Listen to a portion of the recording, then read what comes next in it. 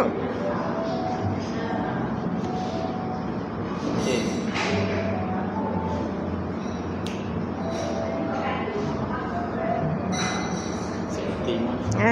วัสดีเจ้าตอนรับเข้าสู่เพจของสวท.ลำปางกรมประชาสัมพันธ์เจ้าและพิเศษวันนี้ห่วมคืดห่วมใจก้าวไปกับอบจ.ลำปางเจ้า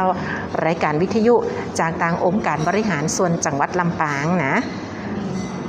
ลำปางยุคใหม่โปร่งใสสร้างสรรค์เต่าตันเต่าเทียมเจ้าวันนี้ดีเจปีหนิงสุชาดาติดภารกิจเนาะน้องยุ้ยและกะทีมงานก็เลยป้าหมูเฮาเจ้ามานอกสถานตีมาอยู่กันตีไวท์เทาคาเฟ่นะเจ้าภายใต้โครงการลำปางเกตเวย์เนาะซึ่งอยู่ตีบริเวณลาน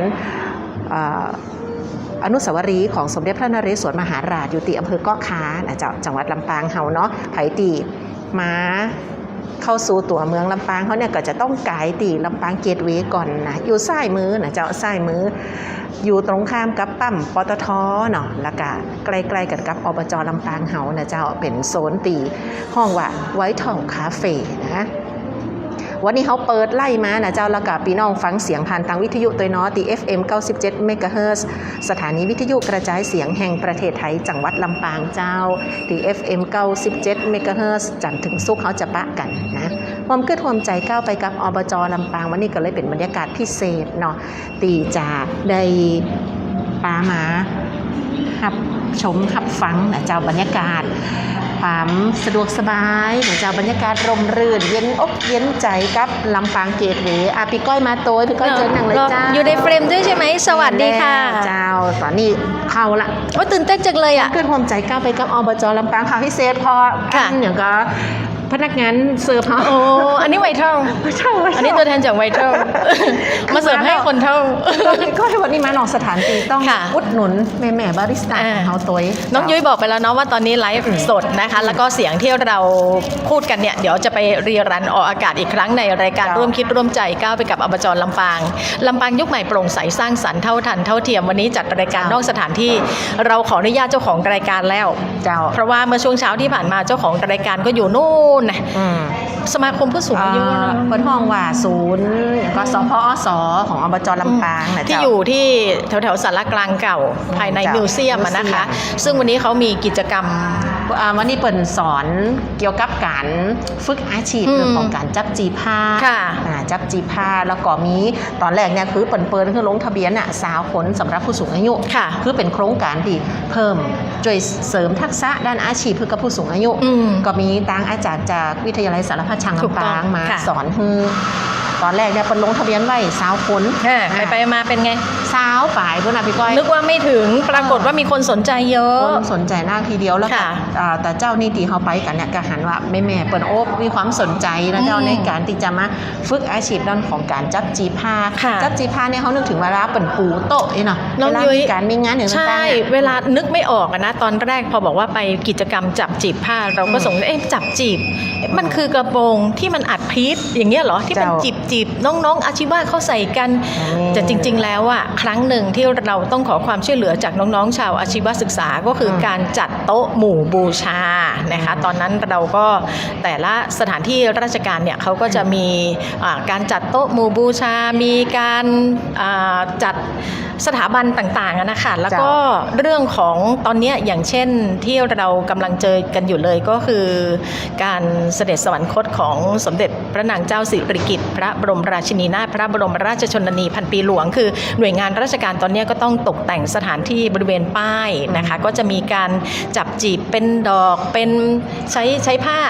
มาทำเป็นระบายนะคะตกแต่งสถานที่ให้อยู่ในช่วงของการเศร้าโศกนะคะนั่นแหละคือการจับจีบส่วนหนึ่งค่ะเป็นตัวอย่าง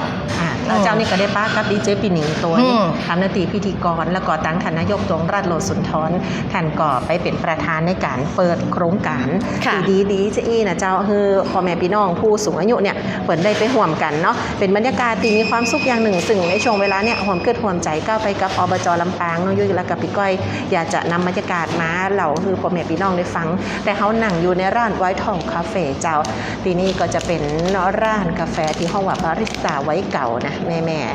ชงหน้ามาคือใจดีขนาดแล้วก็นี่อุดหนุนเมนูแบบซิกเนเจอร์ของ ใช่ไหม เป็นชาเขียวกับอันบะคูดแล้วก็ใส่น้ำผึ้ง แล้วเป็นไงรสชาติลองชิม ยังไม่จิ้มเดี๋ยวนะ เธอต้องชิมเดี๋ยวฉันจะได้สั่ง อันก่อนจะเข้าน้ำก็เลยว่าไปเรื่องแต่เจ้าก่อน ไปเข้าเนื้อกันก่อน เข้าเนื้อก่อน พูดถึงโครงการแต่เจ้านี่เนาะพี่น้องเจ้าจะเป็นโครงการที่ทางอบจลำปางเนี่ยเปิดจัดเป็นโครงการส่งเสริมและก็พัฒนาศักยภาพผู้สูงอายุ ซึ่งมุ่งเน้นการสร้างอาชีพจากภูมิปัญญาพัฒนาไปสู่เศรษฐกิจสร้างสรรค์เพื่อคุณภาพชีวิตดีๆและอย่างยืนนะเจ้าทางท่านนายกตวงรัตน์โลสุนทรนายกองค์การบริหารส่วนจังหวัดลำปางแต่เจ้านี่เปิดกิจกรรมที่ห้องว่าเป็นการส่งเสริมอาชีพของผู้สูงอายุสู่การสร้างรายได้และเศรษฐกิจสร้างสรรค์ภายใต้โครงการส่งเสริมและพัฒนาศักยภาพผู้สูงอายุในจังหวัดลำปางเจ้าและมีทางด้านของท่านหัวหน้าอมรรัตน์ศรีคำหัวหน้าสำนักปลัดองค์การบริหารส่วนจังหวัดลำปางเนาะเป็นผู้ติกล่าวรายงานพร้อมถึงสมาชิกสภาองค์การบริหารส่วนจังหวัดลำปางเจ้าซึ่งปัจจุบันนี้ทางจังหวัดลำปางเขาถือว่าก้าวเข้าสู่สังคมสูงวัยระดับสุดยอดนะพี่น้องนะบนห้องว่าซูเปอร์เอจโซไซตี้นะเจ้าสุดยอดแต่เพราะว่าเขามีประชากรผู้สูงอายุสูงถึง 30% และก็ถือว่าเป็นอันดับต้นๆของประเทศดังนั้นแล้วองค์การบริหารส่วนจังหวัดลำปางหรือว่าอบจลำปางของเขาเนี่ยเปิดกับมีนโยบายในการที่จะพัฒนาคุณภาพชีวิตแล้วก็การพัฒนาศักยภาพของผู้สูงอายุในชุมชนก็ได้หันถึงความสำคัญเจ้าในการยกระดับศักยภาพของผู้สูงอายุเพื่อเปิดเนี่ยบางงอมบางเงาเพื่อเปิดเปิ่งปลาตัวเก่าได้เนาะได้อย่างมั่นคงตัวด้วยการส่งเสริมอาชีพติสอดคล้องกับภูมิปัญญาแล้วก็ศิลปะวัฒนธรรมท้องถิ่นเพื่อที่จะสร้างโอกาสแล้วก็รายได้โดยพัฒนาทักษะอาชีพเพื่อกับผู้สูงอายุสามารถเปิ่งปลาตัวเก่าได้มีรายได้เสริมจากการที่จะใช้ชีวิตในแต่ละวันเนาะบางงอมบางเงาว่าจะอันและแถมอย่างหนึ่งก็เป็นการสืบสานภูมิปัญญาท้องถิ่นนำเอางานหัตถศิลป์ซึ่งเป็นอัตลักษณ์ของลำปางเนี่ยมาสร้างมูลค่าเพิ่มซึ่งก็ถือว่าส่งผลดีต่อสุขภาพจิตเพราะแม่เมื่อเปิดมาฝึกอาชีพแล้วเปิดมาง่อมนะเจ้าแล้วเปิดก็ลดภาวะซึมเศร้าพี่ก้อยนี่จำเป็นมันพี่ก้อยต้องไปอบรม เป็นมัน จ้า ตอนนี้ก็เริ่มซึมเศร้าหิวเกิดอาการซึม แล้วก็ช่วยชะลอความเสื่อมตามวัยจากการที่ว่าได้มาฝึกทักษะสมองและก็ร่างกายนั่นเองเจ้าโครงการนี้เลยจะเป็นต้นแบบอย่างหนึ่งในการที่จะดึงศักยภาพของผู้สูงอายุคือมาเป็นเหมือนฟันเฟืองในการที่จะขับเคลื่อนเศรษฐกิจฐานรากแล้วก็สร้างสังคมลำปางให้แข็งแรงนะเจ้าทั้งนี้ทางองค์การบริหารส่วนจังหวัดลำปางก็พร้อมที่จะสนับสนุนในกูมิตินะบ่ว่าจะเป็นด้านของการพัฒนาพื้นที่การสร้างสรรค์อย่างเช่นว่าการนางกล่อมนะเขาก็ไปกันกูเสากูติด6 โมงเจ้าถึงบ่าย 2เนี่ยก็จะเป็นสถานที่กูคนในครอบครัวไปรับความสุขได้ที่นี่ไวท์เทลคาเฟ่ก็เหมือนกันเจ้าเพื่อคือเป็นแห่มหนึ่งแหล่งที่จะจำหน่ายสินค้าแล้วก็ส่งเสริมศักยภาพของพี่น้องผู้สูงอายุนักท่องเที่ยวก็แวะได้เป็นการเตรียมความพร้อมในการก้าวเข้าสู่สังคมผู้สูงอายุอย่างมีคุณภาพและยั่งยืนคือตัวก็เองเนี่ยมีโอกาสได้เป็นคนผลิตสปอตประชาสัมพันธ์ไวท์เทลมันต้องทำปากยังไงน้องจิ๊บไวท์เทลต้องเพิ่มปีหนิงกับปีหนิงนี่เปิ้ลขนาดเราก็ไม่ค่อยถนัดเนาะก็คือยังไม่เคยมาครั้งนี้คือครั้งแรกน้องยุ้ยคราวก่อนพวกตัวเองมากันถือเครื่องดื่มไปคนละเดี๋ยวฉันได้มาเองซะก่อนเถอะเนี่ยเพราะร้านที่เจ้าบัดได้จิ้มน้ำของเปิ่นอย่างสักอย่างเลยโอ้ขอบคุณจ้าวันนี้มานมชมพูนี่จ้าแม่บาริสต้าของเฮานะขอบคุณจ้าอันนี้วัยฉันเลยนะเนี่ยวัยฉันต้องนมชมพูนั่งเอกกินนมชมพูคนของเจ้านี่นั่งเขียวก็เธอตอนนี้มันกี่โมงแล้วเนี่ยนะคะถ้าเกิดว่ามีคาเฟอีนตอนนี้นะคืนนี้ไม่ต้องนอนกันละปกติก็ไม่ค่อยจะนอนอยู่นะเพราะว่าวันนี้ตังแม่บอกว่าหวานน้อยคือตีอู้ถึงปริมาณของน้ำตาลเหมือนกันพี่ก้อยล่าสุดนี่จะหันได้ว่าตั้งสาธารณสุขเปิดรณรงค์ว่าหวานปกติเท่ากับหวาน 50% ถูกต้องวันนี้เลยบอกแม่ว่าเอาหวานน้อยด้วยแม่เด้อค่ะเป็นหวานนี่คือเมนูซิกเนเจอร์เลยนะเจ้ามาไวท์เทลคาเฟ่ก็คือจะเป็นเมนูอย่างก็ชาเขียวใส่บะคูดเส้นน้ำบะคูดด้วยกับเป็นสมุนไพรด้วยมีน้ำผึ้งอย่างนะส่วนพี่ก้อยนี่นมชมพูโอเคหวานน้อยใช้ได้ พี่เจ๊กบอกครับชมอยู่ไล่สดพี่เจ๊กตัวมาเด้อ ค่ะ แล้วก็คุณหมีรีวิวเข้ามาตัวขอบคุณจ้า อย่าหาว่าเสียมารยาทนะเพราะว่าวันนี้ จริงๆ มื้อเที่ยงยังไม่ได้บริโภคอะไรเลยนะคะ อืม แล้วก็นั่งทำงานมาจนกระทั่งเมื่อสักครู่นี้บ่าย3 โมงก็แล้วก็บอกว่าเดี๋ยวจะมาบันทึกเสียงแล้วก็ด้านหลังเราเนี่ยน้องแอ๋วชุติการก็กำลังทำงานอยู่เช่นเดียวกันกับน้องบรรหารเนี่ยต่างคนต่างแยกย้ายกันทำงานคือมาจุดเดียวเนี่ยอยากจะได้อารมณ์บรรยากาศหลายๆ ชิ้นงานนะคะ ซึ่งวันนี้ที่หมายมั่นปั้นมือก็คือที่นี่ที่แรก Vital Cafe แม่นเจ้า เมื่อสักครู่นี้เมื่อสักครู่เราคุยกันว่าเป็นคนที่มีโอกาสได้มิกซ์เสียงสปอตประชาสัมพันธ์ Vital Cafe เจ้า วันนั้นน่ะใครน้องหนิงมาบันทึกเสียงให้แล้วเราก็มีหน้าที่มิกซ์นะคะก็ปรากฏว่าต้องไปตัดต่อคำพูดของผู้ใช้บริการ เขาบอกว่าเข้ามาแล้วเนี่ยมันรู้สึกเหมือนได้รับพลังก็ เจ้า คือเราเห็นความกระฉับกระเฉงความกระปรี้กระเป๋าของผู้สูงอายุ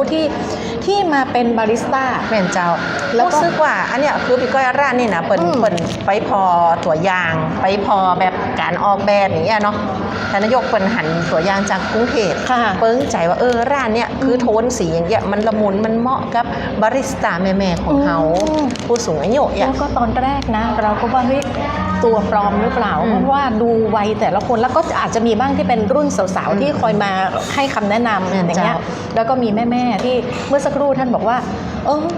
ตั้งแต่มาทำงานที่เนี่ยไม่ได้ฟังรายการตอนเช้าอีกเลย น่ะ เป็นแฟนรายการ แฟนรายการจนได้ ค่ะ มันก็ คุณก้อยบอกว่าโอ้ยรู้ได้ไงว่าเป็นหนูเนี่ย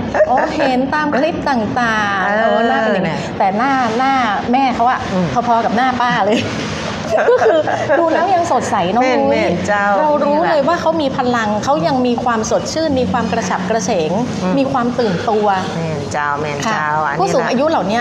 จะไม่มีอาการอัลไซเมอร์ แม่นเจ้า อืม แล้วก็คือเปิดมาฝึกทีเนี่ยเปิดมีรายได้เสริมตัวเนาะ อืม คุณนกทับชมอยู่พี่เจ๊กบอกน่ากินขนาดนะนมชมพูมันกับพี่เจ๊ก อันนี้ พี่มะลิแก้วคุณใจชีวิตถึงมีความสุขนะเจ้า ที่เลือกอันนี้เขาเรียกว่าอะไรนะครัวซอง ข้อสองครัวซองเนี่ยจะใส่งาขี้ม่อน แล้วก็อันละ45 บาท ดูเผินๆเหมือนกับจะแพงนะ แต่ถ้าเทียบกับอย่างอื่นขนมฝอยทองเลยมี 25 มีอยู่ แต่เราก็อยากจะให้มันหวานน้อยไง อืม นะคะวัยนี้แล้วเนาะ2 อย่างนี้ 95 บาท แล้วก็ได้บรรยากาศแบบเย็นๆแบบเนี้ยนะคะในช่วงบ่ายแก่ๆด้านนอกร้อนค่ะ เข้ามาปุ๊บนี่บรรยากาศนี่เขาเปิดเพลงแบบอย่างที่ได้ยินเนี่ยเป็นเพลงบรรเลงผ่อนคลายอ่ะน้ แม่ อง น ยุ้ย แม่นเจ้าเข้ามาเจ้ารู้สึกว่าใจที่เป็นไม่เก้นเข้ามา เหรอใช่ไหม มันจะยังแค้นขึ้นมาหน่อยคือแบบเส้นเลือดเนี่ยจะอยู่ในคงเส้นคงหวานหน่อยกว่าหน้าแบบฮู้นแต่พี่น้องเฮ้ย ค่ะ แล้วก็ถ้าทันมาตีไว้ทอคาเฟ่เนี่ยจะตีลานพระบรมราชานุสาวรีย์สมเด็จพระนเรศวรมหาราชนะเจ้าย่ำแหมกำหนึ่งว่าขาเข้าเมืองลำปางเฮาเนาะทันพอซ้ายมือได้เลยลานกว้างๆเนี่ยคือจิตแต่แล้วเนี่ยทีนี่นอกเหนือจากที่เปิ่นมีร้านกาแฟแล้วนะเจ้าเปิ่นก็จะมีโซนที่ว่าเป็นผลิตภัณฑ์ระดับ ชุ พ ม รี ชน เมียมตัว อ่า ตะกี้พี่ก้อยไปพอมันแล้วเนาะ ไปมาแล้วค่ะ แล้วก็วางแผนที่จะผลิตอีก1ชิ้นงาน อืม ก็คือจุดนั้นอะตอนแรกอะเราก็นึกว่าเป็นเสื้อผ้าธรรมดาที่เขาเอามาฝากขาย อืม แต่ปรากฏว่ามันมีเรื่องเล่า อืม มาจากทั้ง 13 ชุมชนในพื้นที่จังหวัดลำปางถูกรวมกันไว้ตรงนี้ เจ้า และโดยเฉพาะตอนนี้เขาก็เน้นเรื่องของเสื้อผ้าที่มาจากสีย้อมครั่งอะ เจ้า ซึ่งตอนนี้กลายเป็นสินค้า GI ของเราแล้วอะ เจ้า อืม คือตีเพ่ประจะคัดสินค้ามาแบบระดับพรีเมียม อืม นอกจากเสื้อผ้าเครื่องแต่งกายแล้วเนี่ยก็จะมีพวกของจะช้ำรวยของกิฟต์ช็อปอย่างต่าง ใช่ใช่ เครื่องประดับด้วยนะน้อง อืม พี่ก้อยเนาะแล้วก็จะมีโซนตีว่าเป็นศูนย์ที่จะแนะนำข้อมูลด้านของการท่องเที่ยวนี่นะก็คือจะอยู่รายล้อมตะนีหมดเลยวันเนี้ยทีมงานตีเข้ามาเนี่ยเห็นอย่างหนึ่งที่เขาอยากจะถ่ายทอดให้ได้ฟังกันก็คือ มันเป็นเหมือนแบบสถานตีที่ว่ารองรับคนได้กูเพจกูไว้อย่างผู้สูงอายุมาเนี่ยเปิดก็จะมีตางหลาดไว้ให้เดิน ค่ะ แล้วก็จะมีบริเวณต่างด้านของห้องน้ ค่ะ ำแล้วเจ้าตีก็จะมีฮาวจับอย่างไว้ให้เนาะ เขาเรียกว่ารองรับเดี๋ยวขอแคปหน้าจอให้หน่อยดิแคปไม่เป็นอืม แบบได้ค่ะมา ไม่จะให้ ก็คือ ทางบ้านเขารู้ว่ามาทำงานนะไม่ได้ อ๋อโอเค จัดรายการนั้นเป็นอย่างอยู่นะเจ้า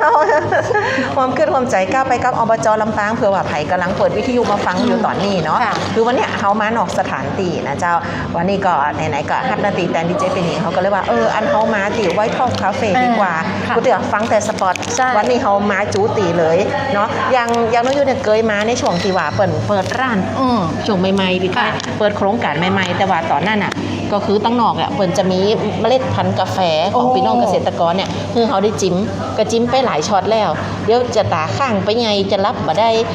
เมนูตีหันอยู่บนโต๊ะบัดเดียวเนี่ยก็คือชาเขียวบะคูดเนี่ยก็เลยบัดได้จิ้มวันนี้ถือว่าเป็นวันแรกที่ได้จิ้มพี่ก้อยแล้วก็จะมีรสชาติของผสมกันตึงชาเขียวออกมาเลยเด่นๆกับน้ำบะคูดคือได้สมุนไพรเป็นตัวนี่นะเจ้าแล้วเนี่ยก็คือว่าเป็นกิมมิคของร้านเป็นตัวเด็ดของร้านเลยไผ่มาก็ต้องแหวะจิมเดอร์ น้องยุ้ยที่เงียบไปก็คือเคี้ยวขนมปังอยู่จริงๆ ถือว่าวันนี้มาปามาพอบรรยากาศแบบสบายๆนะร้านกาแฟเนาะมาให้กำลังใจแม่บาริสต้าของเขานะเจ้าแล้วก็เพื่อว่าอาจจะเป็นแหม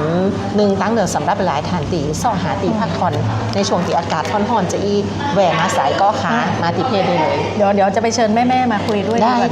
เจ้าในระหว่างนี้ ช่วงนี้ถ้าแบบแม่ทันได้ตีว่างจากการชงกาแฟเจอมาเทศกรรมบาริสต้าสาวสวยของเขาเนาะอยู่ด้วยกันนะเจ้ากับทีมงานองค์การบริหารส่วนจังหวัดลำปางนำโดยท่านนายกตวงรัตน์โลสุนทรนายกองค์การบริหารส่วนจังหวัดลำปางเนาะวันนี้ก็ถ่ายทอดผ่านรายการห่วมคืดห่วมใจก้าวไปกับอบจลำปางซึ่งก็จะป้ากันช่วง5 โมงแรงถึง6 โมงนะเจ้าทางสวทลำปาง FM 97 เมกะเฮิรตซ์ของเฮานะนอกจากน้องยุ้ยแล้วก็พี่ก้อยมาในวันนี้แล้วนะเจ้าตั้งหลังก็จะมีอาหารมีพี่แอลมาโตยเนาะจื้อแต่แล้วร้านเพิ่นเนี่ยมีบางท่านบอกว่าบัดดังแต่กาพี่ก้อยมันเป็นอะไรอ่ะดังอยู่โอเคขอเนี่ยเจ้าคุณเมย์ สวัสดีค่ะมานั่งอู้กันสักน้อยเนาะได้เลยเจ้า ดูอย่างที่บอกแหละดูสีหน้าสีตาเดี๋ยวเราทักทายกันก่อนว่าเป็นใครมาจากไหนชื่ออะไรคุณเมย์แนะนำตัวเลยเนาะเจ้าชื่อน้องน้อยนะคะชื่อจีนสมพรขันธิมาค่ะเป็นคนเกาะคาต้นกำเนิดเลยนะคะสาวเกาะคาอุได้จ้าแม่น้อยสาวเกาะคาเลยจ้าอยู่บ้านเท้าเกาะคาบ้านสาระหลวงเจ้าสาววัดสาระหลวงจ้าแม่น้อยจะถามก็ว่าเขาเริ่มต้นเนี่ยเขามามีส่วนร่วมกับการเป็นบาริสต้าที่ร้านกาแฟแห่งนี้ได้จะได้ผ่องเจ้าตอนแรกนะเจ้าเขาจะมีชมรมผู้สูงอายุเนาะก็จะต้องการโดยนายกดวงรัตน์โลสุนทรเปิดต้องการให้ผู้สูงอายุของอำเภอเกาะคาเนี่ยมีประสิทธิภาพในการทำงานเจ้ามีรายได้คือบ่ต้องติดเตียงติดบ้านอยู่บ้านเงาอย่างประมาณนี้เจ้าแล้วก็เลยเปิดก็เลยมีโครงการนี้ขึ้นมาก็เอาคนเฒ่าหมู่อำเภอเกาะคาเนี่ยเข้ามาอบรมเป็นบาริสต้ารุ่นแรกนี่จะมีอยู่ประมาณ30 คนไม่น้อยเป็นรุ่นแรกเลยก็รุ่นแรกเลยรุ่นแรกเริ่มรุ่นประเดิมเจ้าร่วมประถมมาเลิกแล้วปกติก่อนหน้าที่ว่าไม่น้อยจะมาอบรมก็เปิดนี่เนาะปกติเราเขาเนี่ยอาชีพอย่างอยู่เจ้าปกติเขาจะเป็นแม่บ้านนะเนาะแล้วก็ดูแลคนเฒ่าที่บ้านดูแลพ่อแม่เนาะแล้วก็กล้าขายอยู่ที่บ้านเล็กๆน้อยๆอย่างเงี้ยกันเจ้าแล้วแบบเดียวนี้เนาะชีวิตมันเปลี่ยนแปลงไปก่อนตั้งแต่มันมีโครงการนี้เข้ามาแล้วมาทำงานอยู่เนี่ยเยอะมากไปในทางไหนน่าดีคือจากจะเป็นคนที่อยู่บ้านแบบเจ้าต้นห้องมาอย่างอยู่บ้านนี่เขากันแยกการบ้านเล็กๆน้อยๆเอาไว้บางๆเขากันเย็บปลาทักร้อยเนาะขายน้ำพองเอามาอยู่ที่นี่เขาก็สังคมเขาก็กว้างขึ้นเขาก็พูดจากคนนักคืนเปื่อนเก่าสมัยเฮียนมา30 ปีก่อนกันมาเจอกันที่ร้านนี้ก็สร้างความสัมพันธ์มาแหมหลอกประมาณนี้เจ้าแสดงว่าไม่น้อยตอนตีเขาอยู่บ้านได้ยังเหมือนได้มาตีร้านนี้กำเตือเนี่ยเขาก็ขายครัวเล็กๆน้อยๆเขาไปตัวจะมีร้านน้ำของตัวเก่าอยู่ที่บ้านอยู่เจ้าแล้วพอเขามาเนี่ยจะอีเขาแบ่งเวลาจะได้เจ้าก่อนตั้งทางก่อนหยุดก่อนเพราะว่าช่วงเนี้ยร้านกาแฟแถวคนเนี้ยมันเยอะมากเขาก็เลยว่าถ้าอยู่จะอันเขาก็คือมันยอดขายมันน้อยอะเนาะเขาก็เลยว่ามาอยู่จีดีกว่าแล้วเขาก็ได้รู้จักสังคมหลายๆระดับชั้นอย่างเงี้ยกันเพราะร้านเนี่ยปัจจัยว่าโจโลละมาได้ชงกาแฟเลยนะเปิดมีการอบรมอย่างที่ตัวเนาะเปิดปีคอร์ดเฮียนอย่างจะได้กี่วันพองไหม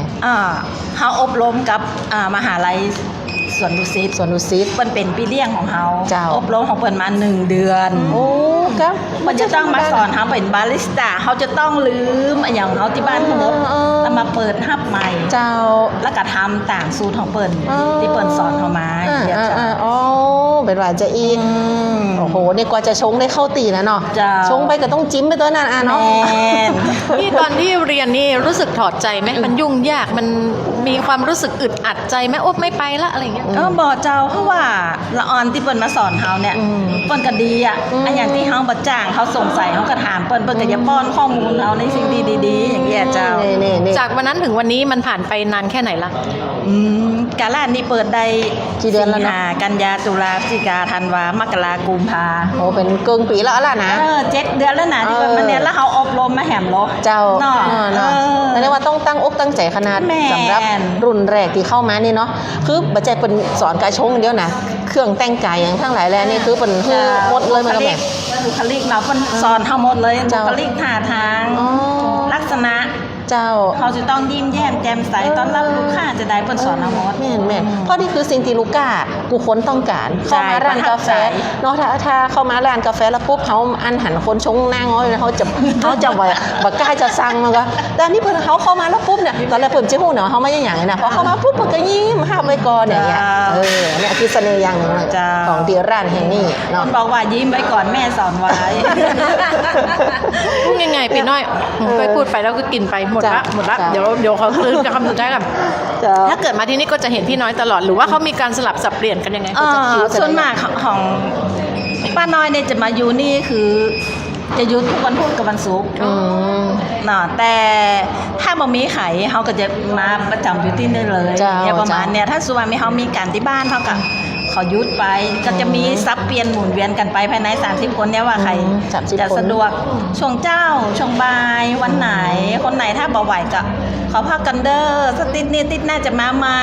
เนี่ยเพราะคนเฒ่าเนาะสูงสุดที่นี่อายุ72 ปี นะอันก็บาริสต้าเฮาสูงสุดคือ72 72 ปีแล้วรองลงมากับ70 นั่นโอ้โหคือยังจำสูตรได้เนาะชงกาแฟใส่อันอย่างพองเอี้ยนะ เจ้าเขาต้อง มือยังไม่สั่นนะ ไม่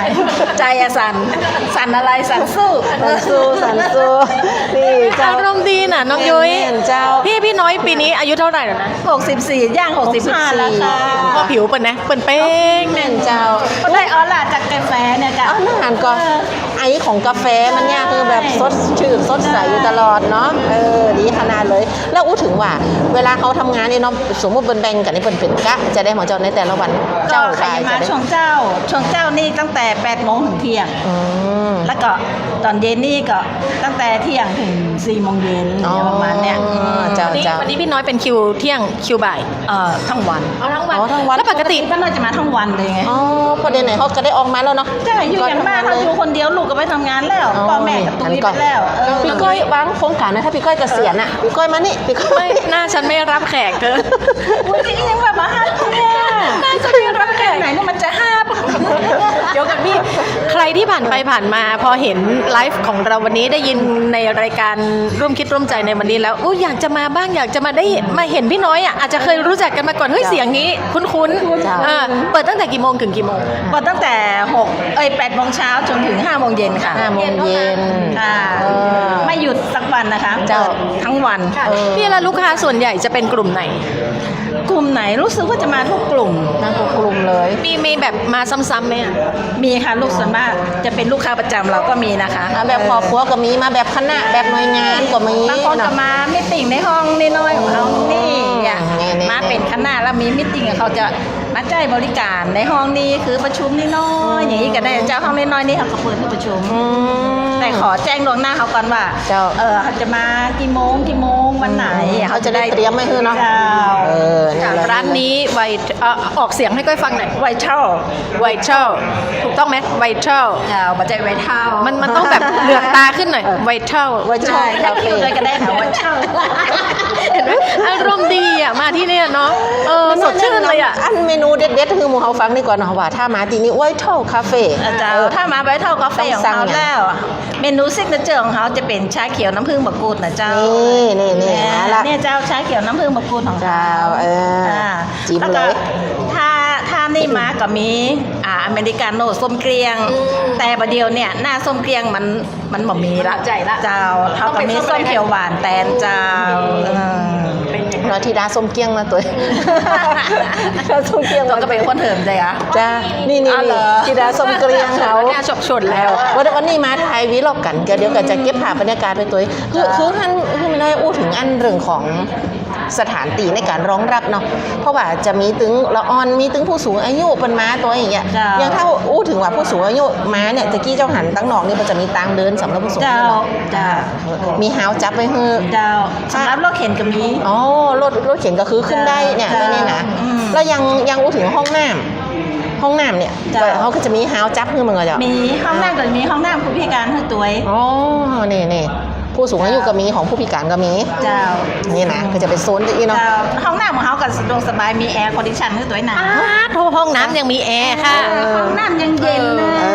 เมื่อสักครู่นี้ที่คุยกับพี่น้อยบอกว่าอยู่บ้านมาไหนๆก็มาแล้วมาทั้งวัน โดยเฉพาะยิ่งเข้าสู่ฤดูร้อนแบบนี้ข้างในนี่เย็นฉ่ำอยู่ทำไมที่บ้านเนาะพี่เนาะ ใช่เปลืองแอร์ที่บ้านด้วย เดี๋ยวปีใหม่เมืองเนี่ยนะ ปัจจัยสำคัญ ปีใหม่เมืองเนี่ยนะเกี๊ยมภาพเลยลูกก้ามารัวๆเลยจะมาขึ้นได้ย่างเลยเนาะคนอื่นเขาไปเอาปีใหม่กันเขาเก็บสตังค์ดีกว่าเนาะ เอาอยู่เอานี่ดีกว่า แล้วก็นี่เอาทำมาหากินเพื่อลูกเพื่อครอบครัวอย่างเงี้ยเนาะ เจ้า ประเดี๋ยวนี้ลูกก็ทำงานแล้วเขาก็อยู่บ้านคนเดียวทำมาหากินเพื่อตัวเอง ดี สร้าง ข ความ นาด สุขเพื่อตัวเก่า ดีขนาดเลยเนี่ย ได้รู้จักผู้คนได้พบคนที่เคยเจอกันแล้ว ใช่อย่างพี่ก้อยเขาบอกเคยเจอสักแต่ฟังแต่นู่นเสียงๆเขาก็ได้เจอหน้าละอย่างเงี้ย เดี๋ยวก่อนพี่ต้องเล่าให้ฟังก่อนมันใช่ก้อยจริงหรือเปล่าพี่ไปฟังที่ไหนรู้จัก พอ หันก็ นานๆจะมีคนเรียกชื่อสถานีเราถูกแบบเป๊ะๆสักทีหนึ่งเนาะ FC เป็นหลายเจ้าวันนี้ไปที่อันเปิ่นฝึกอาชีพจับจีพากับตีอันสพอส FC เปิ่นกับมันตากเจ้าของพี่ก้อยเลยนะคนฟังรายการเจ้าก็เลยประหันตั้งงอนก่อนค่อยแบ่งไฮไลท์มา พูดถึงจังหวัดลำปางเราเป็นถิ่นกำเนิดของกาแฟรสชาติดี วันนี้ไวท์เท่าคาเฟ่ส่วนใหญ่เมล็ดกาแฟมาจากที่ไหน จากลำปางค่ะ ตอบได้แบบ แหล่งผลิตของเฮา เจ้า เช่น เป็นพันธุ์อาราบิก้ามาจากแถว แม่แจ่มไหม ใจแม่แจ่มเมืองปานเนี่ยประมาณเนี่ยแหละเจ้ามาจากลำปางหมดเลย หันในร้านเปิ่นก็มีเม็ดกาแฟขายด้วยนะมันก็ประมาณนี้คือแล้วก็ราคาก็จะบ่แพงเหมือนเนาะแม่เนาะแสดงว่ากูแก้วของเฮาที่ชงเนี่ยคือเป็นเม็ดกาแฟจาก ลำปางโดย ลำปาง ตรงเลยเจ้าขอเน้นวันลำปางเลยเจ้า ขอพี่ก้อย แสดงว่าตรงนี้คือตอบโจทย์ทุกอย่างนักท่องเที่ยวที่ผ่านไปก็คือตรงนี้มันคือปากทางที่จะเข้าสู่ตัวเมืองลำปางเนาะถ้าเกิดว่ามาจากตากเนี่ยก็จะผ่านจุดนี้สำหรับท่านใดนะคะอยากจะพักเหนื่อยท่านใดอาจจะมีลูกเด็กเล็กแดงมีผู้สูงอายุมีผู้ป่วย มีผู้พิการแวะที่นี่ตอบโจทย์หมด ตอบโจทย์ได้เลยค่ะ เพราะว่าผู้พิการของเราที่ว่าเป็นผู้สูงอายุ ลูกหลานก็จะพานั่งรถเข็นแล้วมานั่งตรงนี้ มาบ่อยมาก คนลุงนั้นอายุ 90 กว่า มาหลายครั้งมากเลยเขาบอกใช่ค่ะ คือเปิ่นขึ้นตังเนี่ยมาเนี่ย ใช่ ทางเนี่ยยู่รถเข็นขึ้นมา ใช่ แล้วก็คือประตูก็เนี่ยก็คือเป็นตางแบบเสมอกันน่ะ ใช่ เนี่ยมันก็คือรถเข็นเข้าได้มายากดีน่ะเนาะดีขนาดเลย แล้วเปิ้นบอกว่าเปิ้นชอบที่มีผู้สูงอายุมาอยู่จีแอเข้าไปที่อื่นก็มีแก่วัยรุ่นหรือว่าเป็นละออนอย่างเงี้ยถ้าเป็นร้านจีแอมันจะตอบโจทย์ของเปิ้นเลยเปิ้นต้องการมาอยู่อย่างจีแอได้เห็นคนเข้านี่กันมีเกียร์กัน โอ้ดีเพราะว่าในคณะที่เฮามาแบบเดียวเนี่ยแหมโต๊ะหนึงเพิ่นก็จะมีด้านท่านผู้บริหาร ใช่ ท่านที่ปรึกษามาตัวแล้วก็จะมีทีมงานหลายท่านนะที่เป็นมาแวนี่กันนะถือว่าร้านเนี่ยก็แบบเขาหันป้ายตั้งหน้าบอกว่าปิด4 โมงเขาก็กลัวว่าเขาจะตันก่อนนี่ ใช่ใช่ เปิ้นเลื่อนเวลาแล้ว เลื่อน เปิ้น เวลา ขยายเวลาเป็น5 โมงเย็นละ เจ้า เจ้า นี่ขนาดเลยเพราะว่าของลูกก้าเนี่ยแหวมาแบบใกล้ๆเวลาเลิกงานเนี่ยนะ จ้า แหวมาซื้อสักหน่อย เป็นห่วงกังวลก็คือตอนนี้มันจะฤดูร้อนแล้วไงแล้วความมืดมันก็จะมาเยือนเราช้าลง แล้วก็คนที่เดินทางมาไกลๆร้อนๆไงแล้วอาจจะเคยได้ยินชื่อเสียงตรงนี้แวะมาถ้าเกิดว่ามัน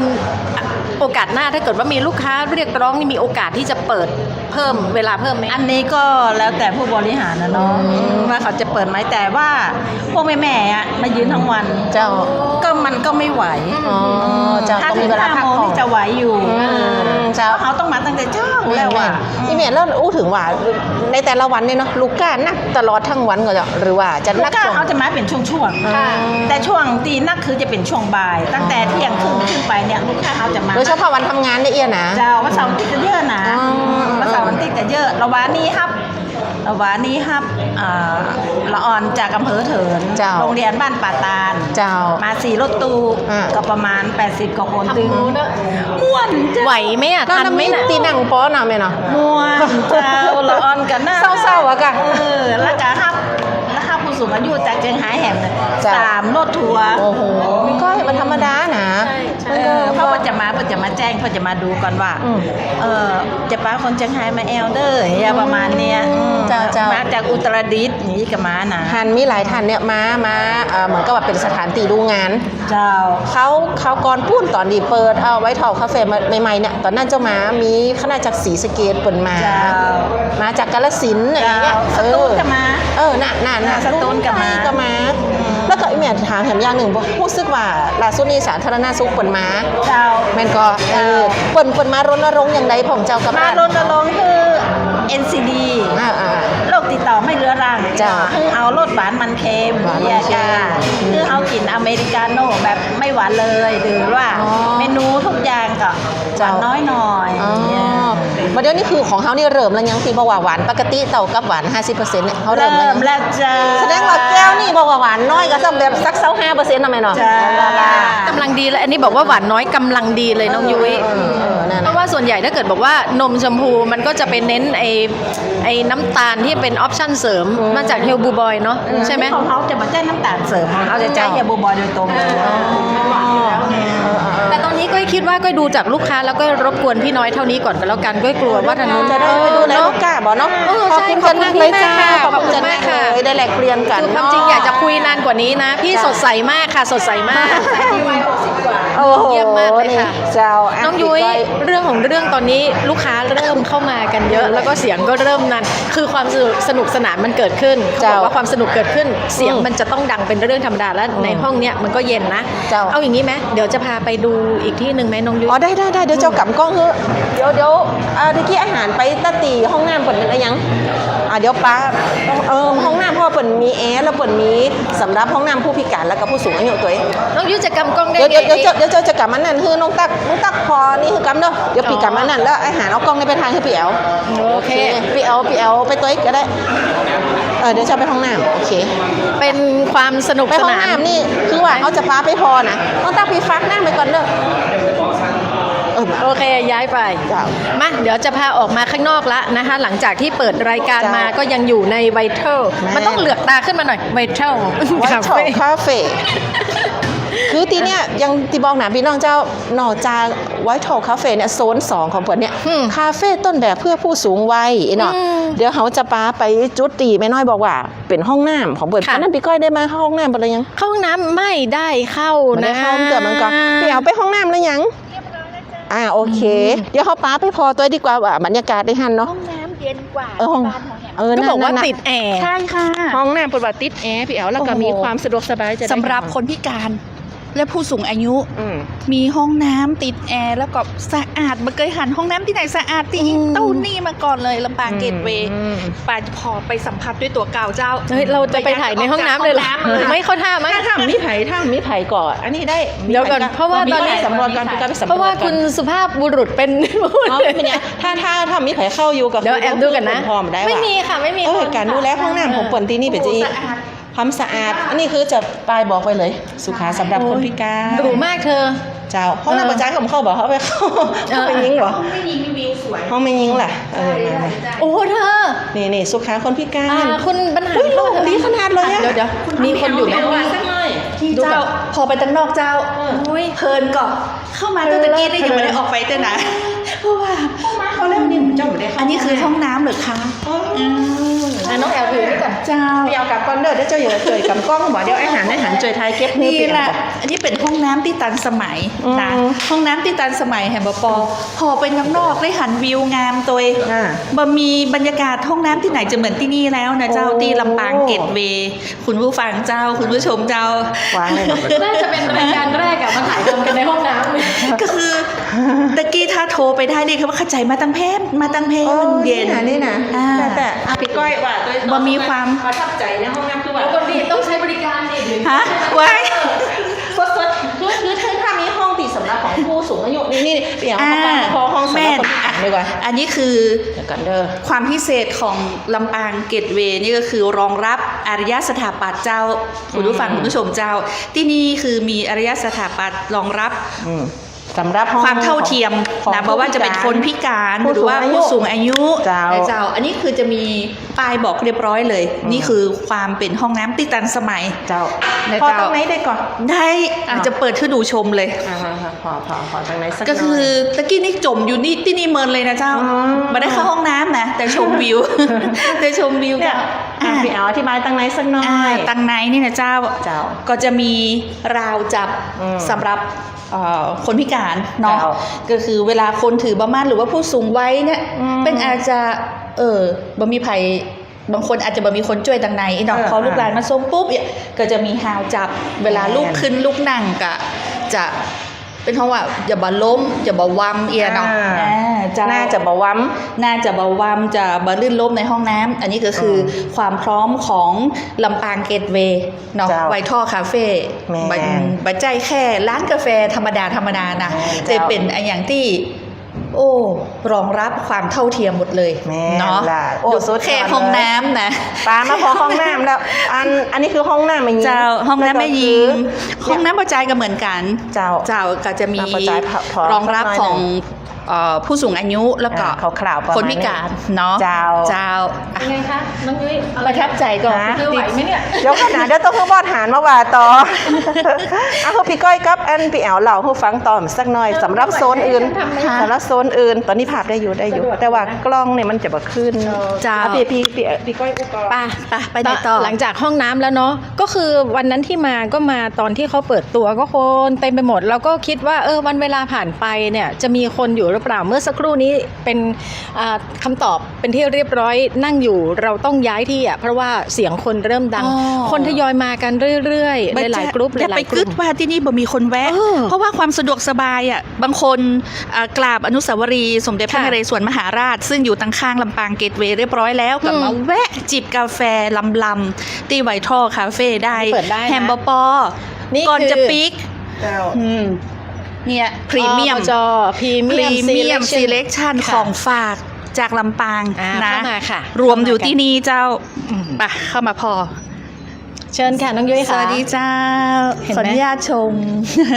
เข้ามาเราก็จะคสัมผัสกับสีที่เราคุ้นเคยก็คือสีครั่งนะและอันนี้เขาทำเป็นกิจจลักษณะเลยนะไม่ใช่ว่าคลั่งแบบลอยๆคลั่งแบบแท้จริงเลยแหละแบบพรีเมียมเพราะว่าเป็นเขียนไว้แล้วว่าพรีเมียมสังเกตพอกระดุมอันนี้กระดุมเซรามิกนะดีเจ๊ก้อยเซรามิกแล้วเป็นลายตราไก่ซึ่งเป็นสัญลักษณ์ของลำปางด้วยอันนี้คือพรีเมียมนะเจ้านี่ละอันนี้คือความพิเศษที่ประเมินไผ่ไม่ใช่ว่ากระดุมกระดาษหรือว่ากระดุมที่ทั่วไปนะเป็นเซรามิกเลยค่ะเป็นเซรามิกเลยนะเจ้าเป็นดินเผาเป็นดินเผาค่ะแม่นเพราะว่าลำปางเมืองเศรษฐกิจสร้างสรรค์ลำปางเมืองเซรามิกเจ้าแล้วก็อันนี้เมื่อสักครู่นี้ถามพี่สาวเรียบร้อยแล้วคืออันอย่างตอนแรกนึกว่าพวงกุญแจพี่เขาบอกว่าคืออะไรนะคือปากกระเจ้าเป็นพวงกุญแจก็ได้นะคะหรือว่าจะเอาไปห้อยกระเป๋าก็ได้ค่ะห้อยกระเป๋าเพิ่มความกิ๊บเก๋ตอนแรกเราเข้าใจว่าเป็นโมบายน้องยุ้ยนึกว่าเอาไปห้อยแล้วให้มันดังกุ๊กกิ๊งไม่ใช่มันคือพวงกุญแจสีก็มาจากผ้าย้อมคลั่งนี่แหละนะคะอันนี้อันเท่าไหร่คะพี่350 บาท350อย่างที่บอกว่าพรีเมียมแฮนด์เมดเลยค่ะเพราะว่าทุกอย่างเนี่ยกว่าจะปักได้นะกว่าจะปักเป็นดอกนี่ลายดอกกันอย่างเจ้าอันนี้เป็นเกล็ดปลานะคะใช้วิธีด้นหั่นก่อนทุกอย่างทำมือก็เลยราคาก็จะอยู่ที่ประมาณนี้เนาะดังนั้นคำว่าแฟชั่นไม่ได้หมายความว่าเสื้อกับ โปรงหรือว่ากางเกงเท่านั้นนะคะแต่มันยังรวมไปถึงออปชั่นเสริมอื่นๆน้องแอล เจ้า อย่างเช่นกระเป๋าใบนี้เห็นไหม โอ้ เป็นลายช้างเธอเป็นลายช้างสวย มีลายคิตตี้ก็ ซึ่งบ้านเราก็มีศูนย์อนุรักษ์ช้างไทยหรือว่าที่ เจ้า เรียกว่าอะไรสถาบันโฆษบาลแห่งชาตินะคะ แม่นละ ก็ถือว่าเป็นอีกหนึ่งสัญลักษณ์ เจ้า และดูการออกแบบของเขาแต่ละอย่างนี่ก็คือกระเป๋าที่แล้วแต่คนชอบไงน้องยุ้ยเห็นไหมเป็นลวดลายแบบฉลุอ่ะนะสวย อันนี้ ค่ะ ปากนะเจ้า ราคากระบอกแปลงนะเจ้า คือมันคือของพรีเมียม ของพรีเมียมต้องเข้าใจ อ อันเนี้ยแค่ 2,400 บาทต่อ ค่ะ อัน แมทกันกับชุดที่เมื่อสักครู่เข้ามา เจ้า แล้วรอบหนึ่งชุดนี้ค่ะน้องยุ้ยภาพแสงได้ไหมคะ อันนี้เล็งไว้ค่ะน้องยุ้ยความจริงแหละอยู่ในหุ่นก็มันก็สวยแล้วนะ แต่ถ้าเกิดว่ามาอยู่กับตัวป้าเนี่ยนะ มันจะสวยมากขึ้นกว่านี้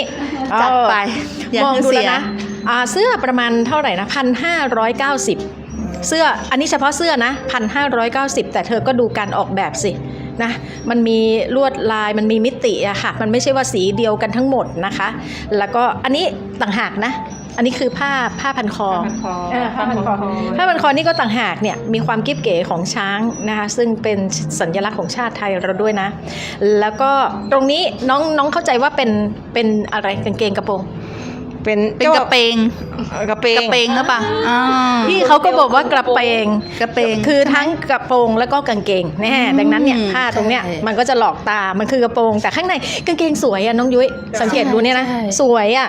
เนี่ยฉันจะบอกว่าถ้ามันอยู่บนรูปร่างฉันเนี่ยนะมันจะลงตัวกว่านี้อีกนะคะกางเกงนี่อยู่ที่ 2,000 กว่านะพี่เนาะประมาณ2,000 กว่า ตัวกางเกงนี่จะอยู่ที่1,800 เอา1,800ใช่1,800กับ1,600นะคะสองอย่างนี้รวมกันก็คือ230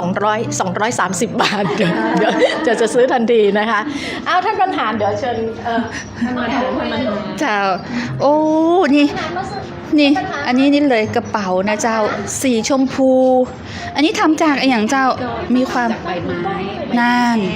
อันนี้เป็นผลิตภัณฑ์ของเกาะคาเราเลยนะคะ อ๋อ เดอบัว เดอบัว อันนี้กระเป๋ากับเดอบัวมัน ใช่ค่ะใช่ค่ะจะเป็น ทำจากใบไม้แห้ง ใช่ค่ะจากใบไม้ ความพิเศษทำจากใบไม้แห้งเจ้า นี่ โอ้ ถ้าเดิมๆเลยของเขาก็จะทำจากใบบัว เจ้า ค่ะเขาก็เลยให้ชื่อ เดอบัว เดอบัว โอ้ดูอันนี้คือทำจากใบไม้แห้งนะเจ้าอืมทรงคุณค่า 1,290 บาท เจ้า เจ้า สินค้าที่ถือว่าขายดีที่สุดของร้านเฮาตีส่วนใหญ่เป็นตีนิยมจะเป็นประเภทอย่างเจ้า เอ่อก็ทั่วๆไปนะคะ ส่วนใหญ่ก็จะเป็นผ้าฝ้าย เป็นผ้า ผ้าฝ้ายทอมือย้อมสีครั่ง ค่ะ ซึ่งสีครั่งมันจะเป็นสีเอกลักษณ์ของจังหวัดลำปาง เจ้า เจ้า ค่ะ นี่เลยดีขนาดพี่เขาหน่อยว่าอันนี้คืออะไรหลังจากที่เราเห็นชุดเป็นรูปเป็นร่างแล้วอะและอันนี้คืออะไร อันนี้คือ อันนี้ก็คือ ผ้าชิ้น ผ้าถุงค่ะ ผ้าถุงสำเร็จ ฮะ ที่อยู่ ผ้าถุง อ๋อ คือเขาเย็บสำเร็จมาแล้วค่ะ ขออนุญาตคลิกนะ ได้ ถ้าคน ได้เลยค่ะ ถ้าคนเมืองเป็นห้องว่าหยิบบ่วงมาเรียบร้อย จดบ่วงสิ้นมาละ จากใบไม้ เจ้า ใส่ได้เลย ใบไม้ อืม ใส่ได้เลย ใส่ได้เลยใช่ค่ะ เปิงกับคุณดีเจก้อย คนอื่นใส่มาเปิงนะ ค่ะสวย จัดไป ดีเลยนะคะ นี่ เพราะว่าลายจะไม่เหมือนกันเลยนะคะ เพราะว่า เจ้า เขาจะเอาใบไม้มาวาง เพราะเป็นลายใบไม้หมดเลย ค่ะใช่ค่ะ อืม สวนเปิดมีหลายอย่าง เจ้า แก้วตีระลึกของลำปางเกียรติเวก็มีแก้ว อ๋อ น้ำกับ อันนี้กิ๊บเก๋เจ้า โอ้ จะมีชื่อเรียบร้อยเลยนะเจ้าลำปางเกตเวย์เนาะ เพื่อบางพองเปิ่นเป็นคณะศึกษาดูงานจากต่างจังหวัดเนาะเปิ่นมาแล้วปัญญาจะได้ของตีระลึกจากลำปางเกียรติเวเฮา เนาะ เสื้อยืดก็มี เสื้อยืด เสื้อยืดลำปางเกตเวย์ อ๋อ ที่สวใส่อยู่เนี่ยค่ะ นี่นะจ๊ะอ๋อ เดี๋ยวเซ็นเตอร์ของเฮา พรีเซนเตอร์ใส่เสื้อยืดลำปางเกตเวย์ เจ้า นี่ น่ะ คือผลิตภัณฑ์ตีเฮาปามาแนะนำนี่ เจ้า สวนแบบพร้าวลำปางพร้าวอีเนาะ ค่ะ สวน ปาง เจ้า พลาว ให้พี่เขาอธิบายหน่อยกระเป๋าเนี่ยแพงกว่าเสื้อ ขออนุญาตสักหน่ กั อบ ยจ้ะ กางเกงอันนั้น ใช่ อีก ใช่ ค่ะ ขออนุญาต เหตุผลที่มันแพงก็คือ คือ ใบนี้มันอยู่ที่ราคาที่ 2,400 2,400 ค่ะ เพราะว่ากระเป๋าเนี่ยจะทำจากผ้าฝ้ายนะคะ อ๋อ เป็นผ้าฝ้ายย้อมสีครั่ง แล้วก็ ปักมือทั้งหมดเลย งานนี้จะเป็นงานแฮนด์เมดทั้งหมดเลยนะคะ ค่ะ คือสินค้าในคอมเมนต์นะคะน้องแอลมาอยู่ไหนสินค้าที่อยู่ในร้านเนี่ยมันเป็นสินค้าจากที่ไหนบ้างคะพี่ สินค้าจากชุมชน 13 อำเภอ ในจังหวัดลำปางเท่านั้น ในจังหวัดลำปาง แล้วอย่างนี้มีที่มาจากที่ไหนพอจะทราบไหม คะอันนี้เหรอคะอันนี้ ค่ะ ก็จะมาจากของเป็นผลิตภัณฑ์จากเดี๋ยวนะคะ ให้ก้อยเดาก้อยว่าไปทางแจ้ซ้อนไปทางเมืองปาง นั่นน่ะ ประมาณนั้นนะ เลยค่ะ เขาก็จะ เพราะว่าสินค้าที่เป็นกระเป๋าเนี่ยส่วนใหญ่จะมาจากแจ้ซ้อน ตุ้งฮีวังเหนือ อันตรงนี้คือ บ้านทุ่งฮี คนที่จืดแล้วของผ้า ค่ะ ใช่ มันสวยนะน้องยุ้ย จ้า ก็คืออย่างที่บอกว่ามันคือเกรดพรีเมียม แล้วก็ในสถานที่ที่มันเย็นสบายเหลือเกินเข้ามาแล้วก็จะเห็นหลาย ๆ อย่างที่เป็นเอกลักษณ์ของจังหวัดลำปางนะคะ ผ้าย้อมคลั่งนะคะ ซึ่งอย่างที่บอกว่าไม่ใช่แค่ชุดเสื้อกางเกงหรือว่ากระโปรงเท่านั้น แต่มันยังรวมไปถึงกระเป๋า เครื่องประดับตกแต่งมีทั้งผ้า